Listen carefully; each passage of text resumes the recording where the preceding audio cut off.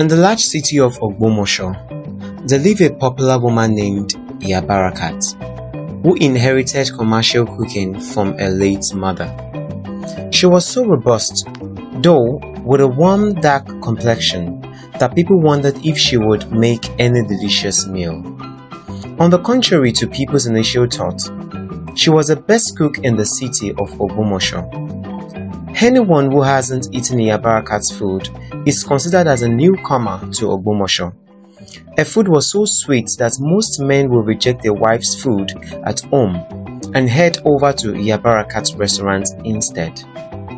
Her food looks and smells nice, like she added some special herbs in her cooking.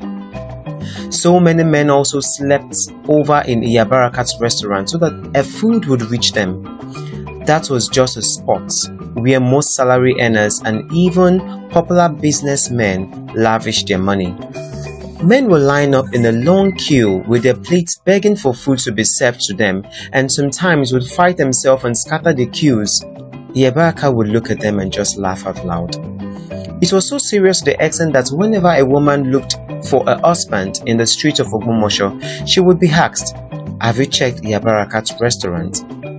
Most women began to lose controls over their husband, and they began to visit Iya Barakat to know what her secrets were.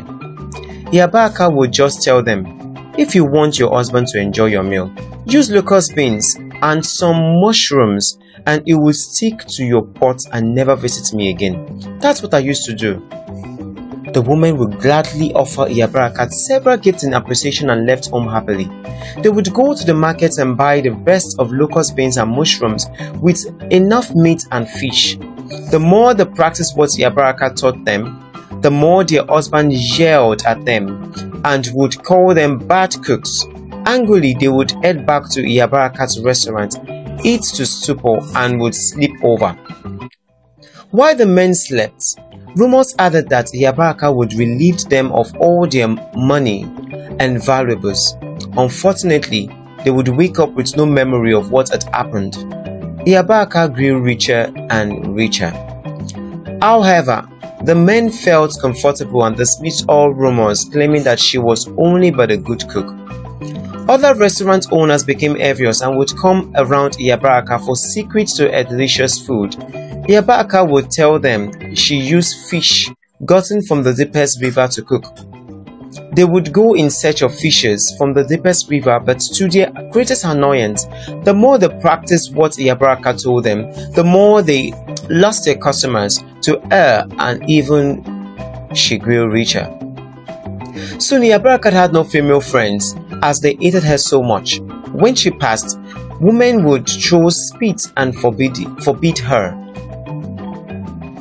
Rumors began to fill the air that she had a strong secret medicine man who gives her a strong ingredient or charm she used in her cooking that made the food irresistible. The gossips were everywhere. Funnily enough, Iya Barakat would hear the gossip and would just laugh, taking no action to stop them. According to her, people who talk at her back will remain behind her back. A silence over the rumor made her customers to grow the more, as they believed she handled all the rumors maturely.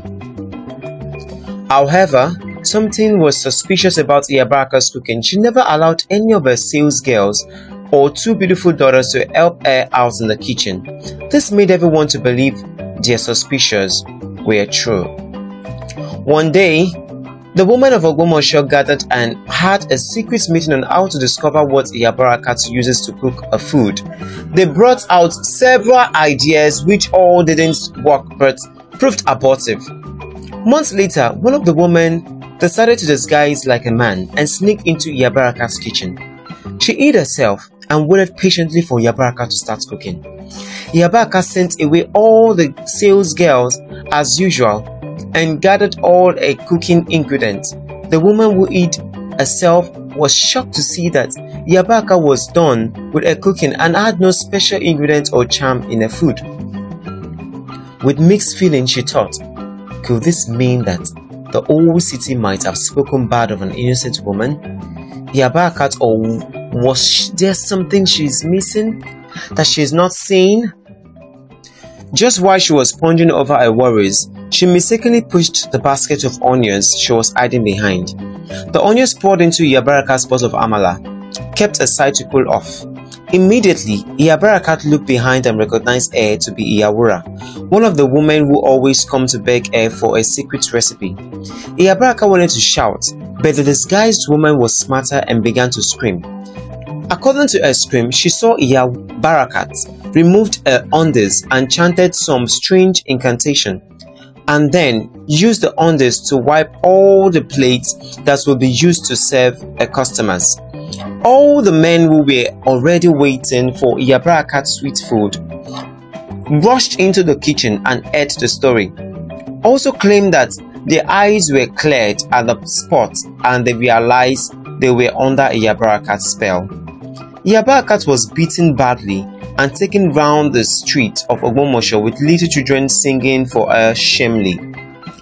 The men felt ashamed of themselves and were disgusted and spread the rumor.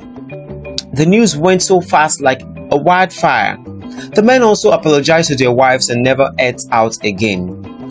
After Iyabaraka was shunned and shamed, she had to close her business and left the city to a nearby village with her beautiful daughters. While the villagers learned of Iyabarakat's story from her, they felt pity on her and gave her and her daughter a comfortable home to live in. Few years later, the woman who lied and framed Iyabarakat took ill, and mysterious things began to happen to her.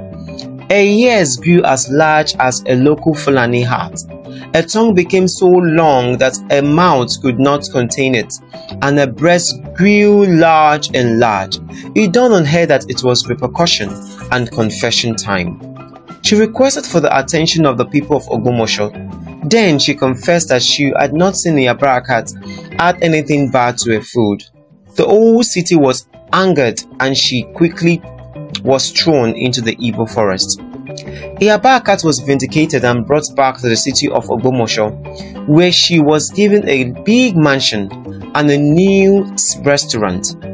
When asked about a cooking secret, she said that she always sent away her daughters and sales girls to enable her pray very well for good sales.